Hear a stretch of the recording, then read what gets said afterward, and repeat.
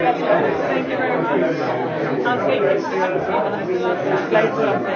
And those are just photo teaching. Yeah. I understand.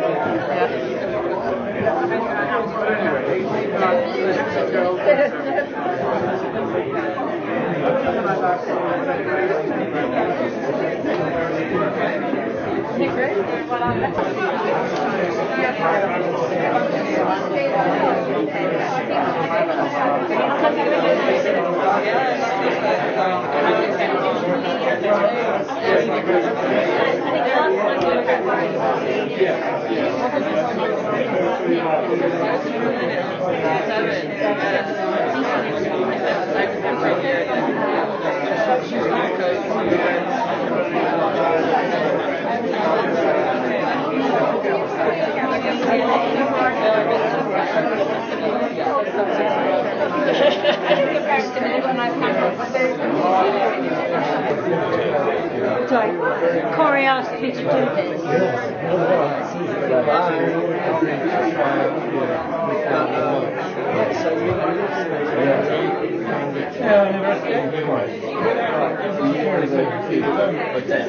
One way you take, another way.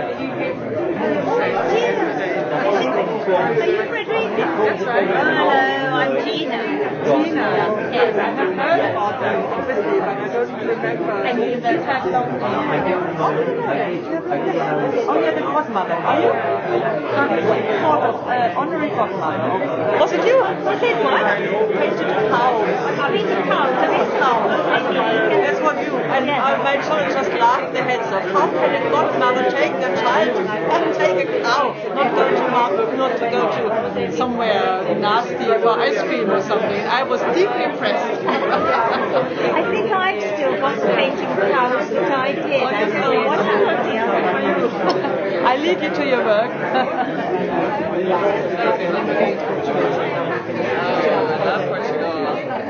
One of my like dream jobs is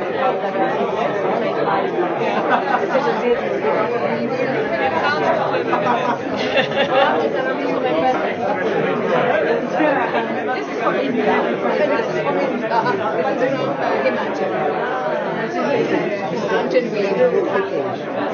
This one is an people. That's right. How do we know? How do we know? I love Anuki. And this one, one of my sons went to India. And he said, I should bring this one. I like stars.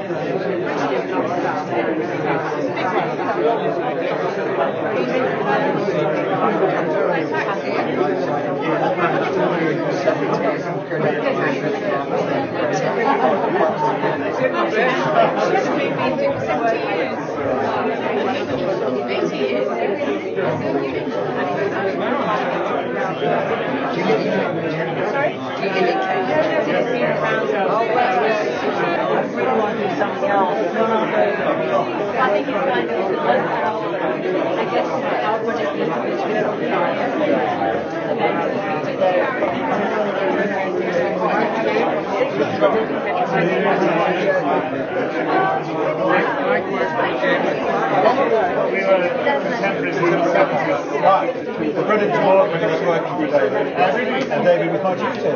So I was just thinking of that too. I couldn't happen now. I changed from English to architecture, and I wandered in here. Yeah, they say. And David was the first person I bumped into. Well, it was I was quick,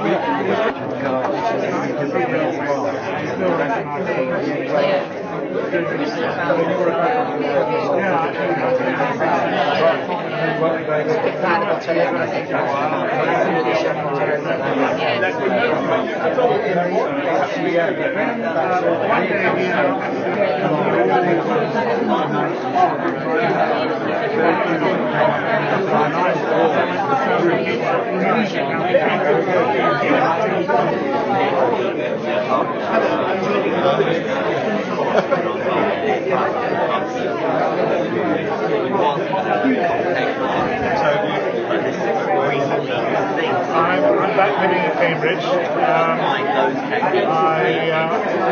worked in London for many years, community underground. Oh yeah, I did architecture when I was still on which is amazing because that's all I really know how to do. So I get on with it. I've never done a time exclusive thing.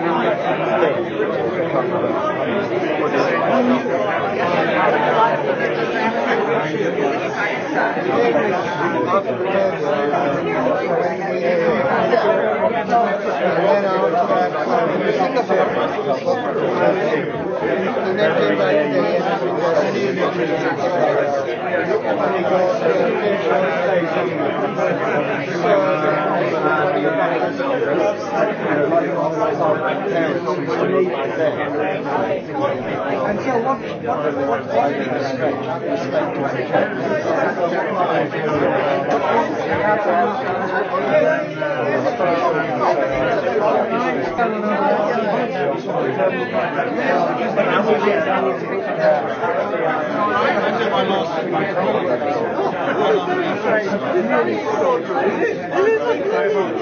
what Mike and I designed the terminal kit.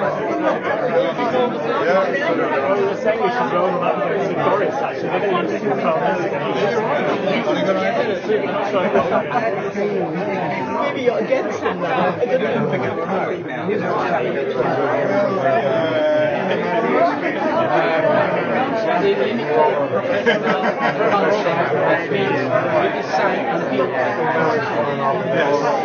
who is, well, and my PhD is in history of architecture. Okay. So, and I've been in Cambridge about 15 years ago at the Martin Centre for Architecture.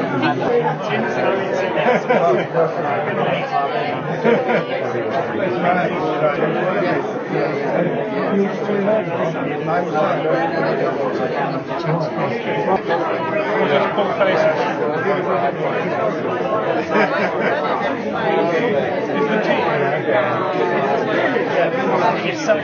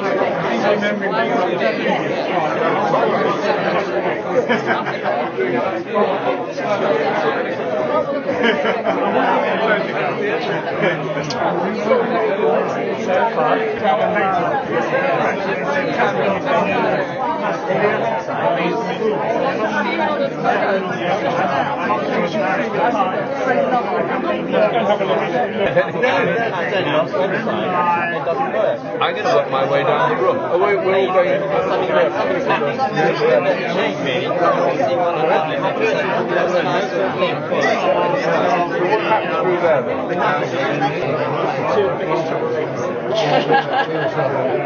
And you look exactly like the photo.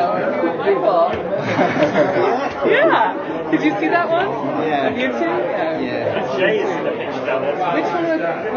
Oh, you won't recognise me. I have lovely long hair. Appreciate try video everywhere. It's not easy. There's one of me on the table.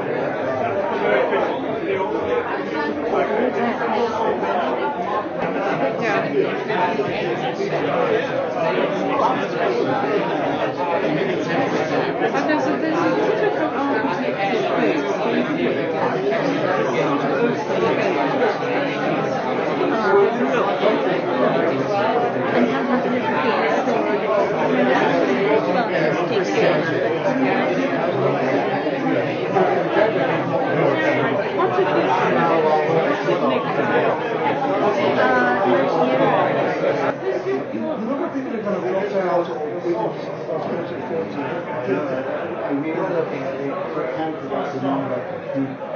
been in contact with throughout the corporate world. It was about the three of us, Florian and us two, and everybody else was either gone academic or alternatives.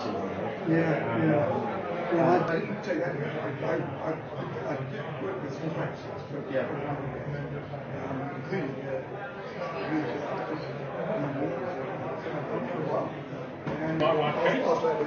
which is printed well, now with a practice.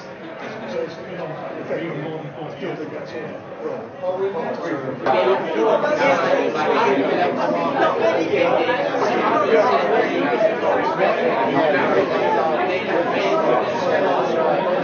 I'm coming towards you.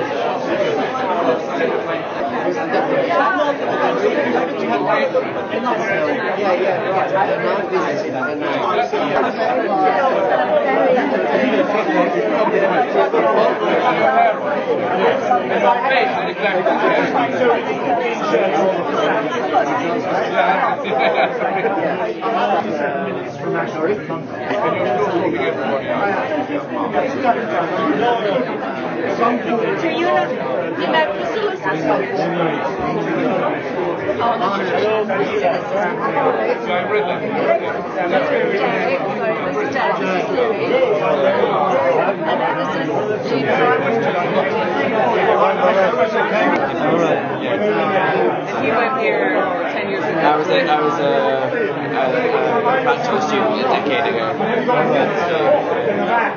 And he's usually the one videotaping.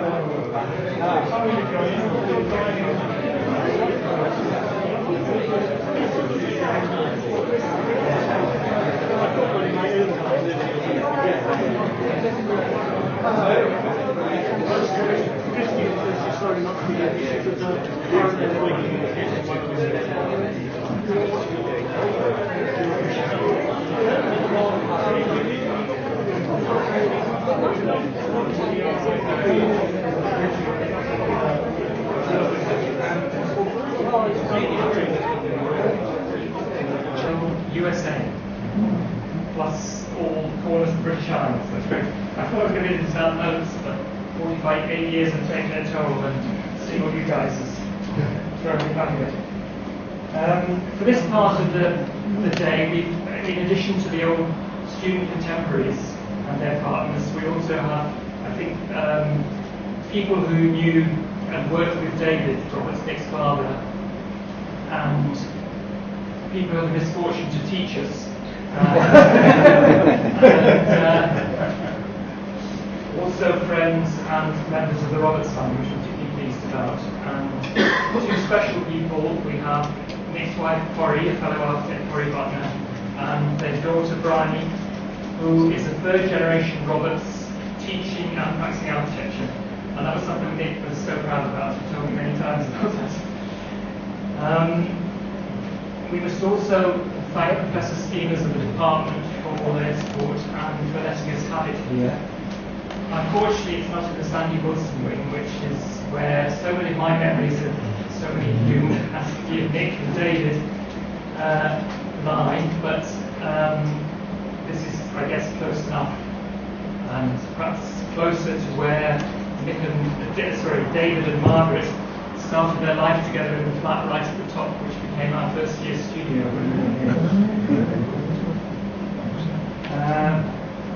But the biggest thanks clearly must be to the person who sadly can't be here, but who so directly inspired it, which is Nick Roberts. As some of you know, I think already, and probably most of you have some idea, Nick got this very grim diagnosis in May last year of ASL, motor neuron disease, as we call widely known here, and with a life expectancy typically of about 39 months. In the end, from that point only had 4. something that neither Nick, fortunately perhaps, or any of the people around him realised at that time. The calamity struck Nick at a time when he was probably at the pinnacle of his career, achieving great success and I think fulfillment himself from teaching, which I think was probably his true vocation. Actually, he was professor at Woodbury in Los Angeles, fantastically involved in lots and lots of programs, including setting up study programs in China and India. He was traveling a lot and really, I think, having a really wonderful period. So it was especially tragic for him. And this event today has really comes after two much bigger events in Los Angeles where there were so many really moving tributes paid by his students and by his colleagues there. But the thing which I think led us all here today was what was really so inspiring was about how Nick reacted to this very tough news, really.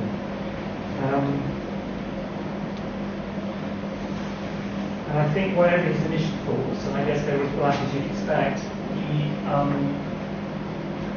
somewhere and somehow found the strength and the creativity to make something positive out of this. And where that came from, I think the Roberts genes had some part in it, but it was wonderful.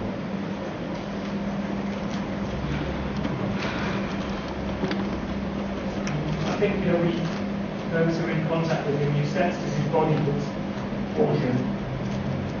His mind was absolutely blossoming. He was so alert, and he had this amazing appetite for conversation, which reminded me of being 18 again back here, more years than I dare to remember. And he was so interested in anything, every subject he was in touch with quite a few of us, I think. Directly, eventually by email, Skype and those things. And that continued right up to the very end. And with it, I think went what we have to say was a great grace and sensitivity and generosity and interest in others, which is quite remarkable, I think, someone in his position. His primary focus, I think, once he kind of collected himself, was to make some sense of his life. And almost immediately, I think it was a suggestion of Corrie, but certainly with great help from Corrie and Brian, set out to make films about his life and about his parents. And they're the films we're about to see.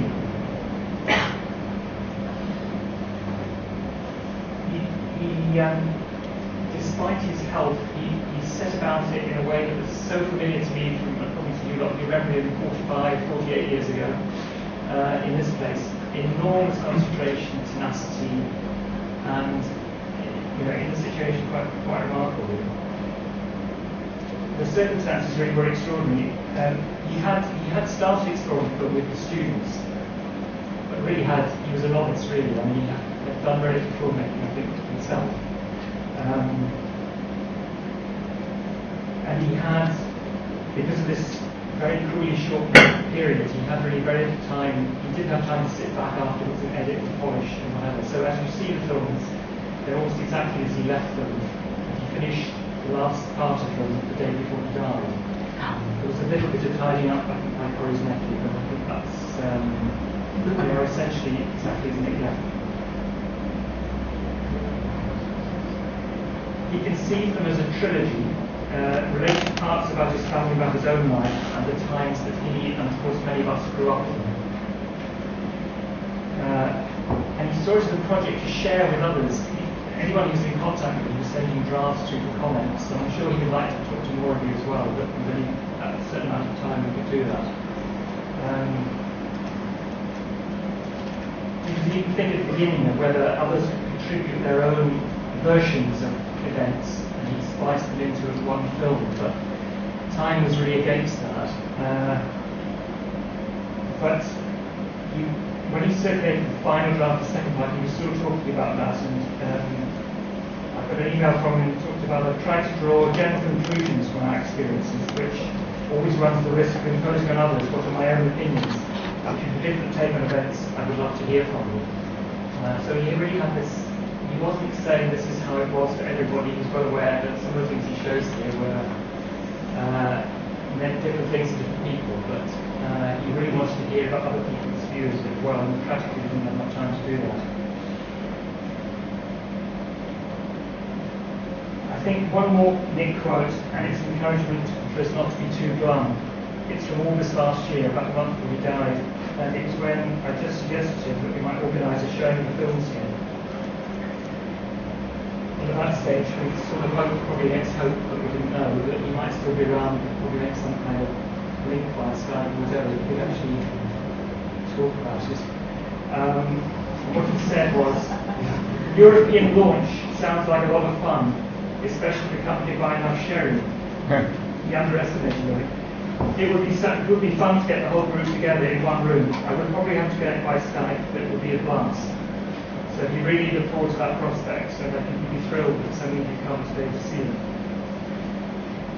So, before I wrap up, to say the films run for about an hour combined, with three parts of varying lengths. The first one deals essentially with his father and his father's family, and then his mother, Margaret, and then comes on to Nick's own life. His great-grandfather as a miner in northern Wales, and through Mike's detective work, he found that he was only a miner. He was a preacher and a poet and had published a book, and Mike found a book. So the pictures are shown on the bulletin board in there. So the tally so far is we have 2 preachers, 3 architects. His message has been sort of on high. I didn't really say it that way. I think you saw in these films how important the Cambridge days were to Nick. I think I didn't know that until he started making these films. But he would often say how the philosophies and the ideals that you form when you're 20 will often carry all the way through your life.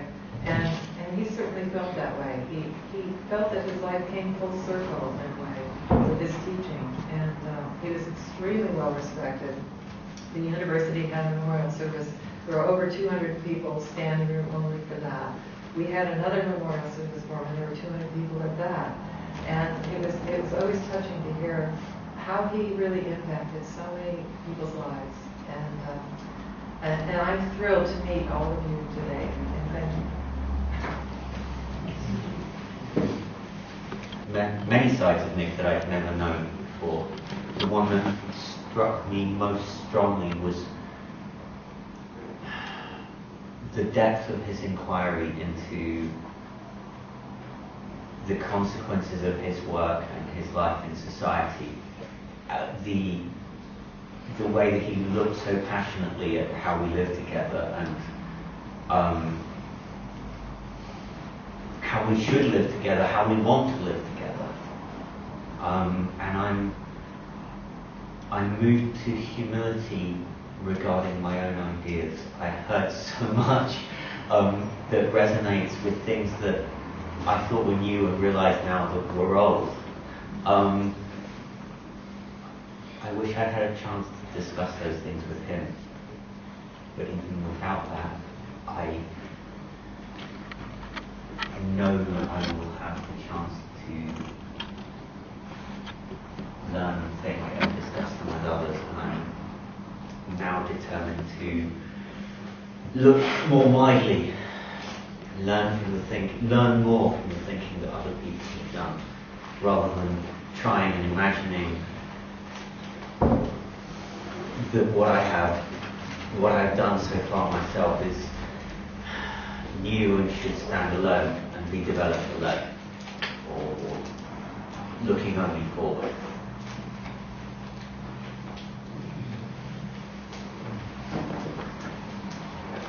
Many of you here. Nick was part of my distant memory for a long time. And then on one of the visits recently back to Cambridge, I had a fairly regular lunch with Nick together. And he drew my attention to what was happening in Nick Roberts' life. And so I initiated an email exchange was privileged to see early versions of several of these films, as I suppose many of you were. And like the most recent speaker, I was heavily moved by all of that. His father surprised me when I came here in 1962 at the age of 26 as a very junior assistant lecturer, because my first job was in fact to be in the fourth year studio with David. And I expected to be treated like a junior. And it was very clear from day one that I was a colleague, an equal colleague. And I found that totally remarkable. Many of you went through some very challenging years of change, and I think Nick's films help us to understand all of that. And although I was very close in age to you, I was on the other side of the divide. I was an authority figure, and hence somebody to be questioned, if not despised. But one thing I do remember about Nick is no matter how profoundly he held those views, the generosity that I found in his father was also in him. And he was, to my mind, a gentle man. Hosting South from yourself, about South African relations that signed up for that. I would like to say in relation to these films, I too was privileged to see these and have a quite extended email correspondence with Nick, talking about our parents, really, childhood and public schools, and all sorts of things which he encapsulates so amazingly. What I haven't heard until this evening is this very moving tribute from Raphael Moneo. I remember Greek Islands here at ARQ, and I persuaded Nick to write a piece about the work he'd done building that building, which is a phenomenal achievement, enormous amounts of confidence in the past. And I've been working on Mongrel, Raphael Moneo, himself, and I had conversations with Raphael and knew the respect that he had to me. It was very moving to hear that most recent. So, I think we could gather informally and talk to each other a bit, and let's more. And then, if you remember the way to the University Centre, you would go down to Little St Mary's Church and you turn left. It seems to be very well. I didn't know it was difficult weather. I think these special streets are clean.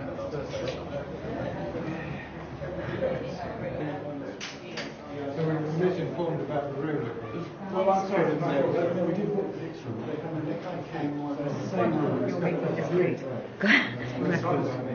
Corey asked me to do just keep shooting and hide the answer. And this is very rude. I'm Sarah Ray, so I'm Nick's wife, and I was also an undergraduate at the time. So I know these guys quite well. And Nick Robertson.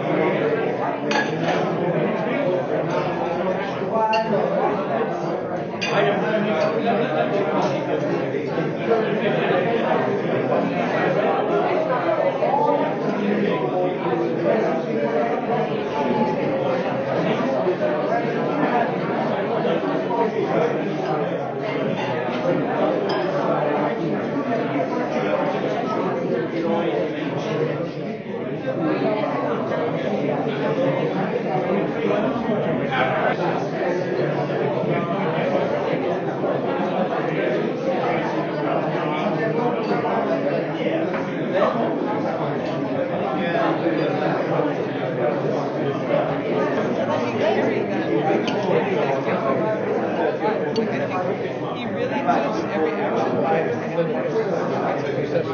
And anytime you deviate from that, to me, it's just like notation. First, Protestants probably just like that it doesn't show it. It bothers me.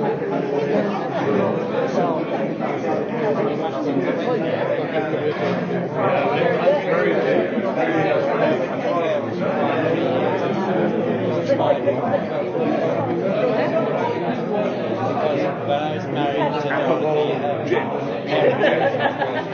it's a very small car.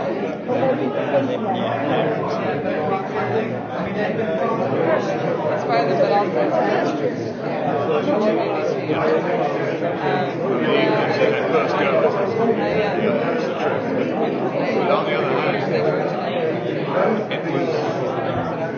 also it was so different from everything that's gone before. One, it changed your way of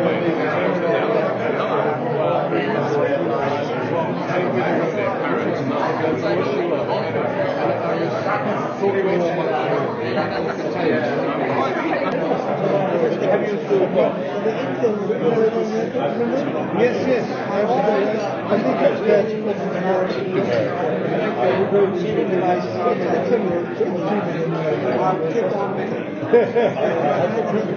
Yes, yes. I need to get an stuff. In our first year, we had to do all these diagrams. Our main job we had all these diagrams showing how the relationship of the parts made the Someone to have a conversation under these conditions. Oh, they're all right. Gestalt theory.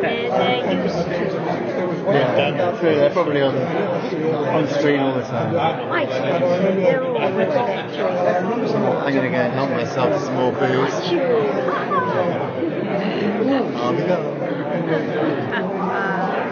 Thank you.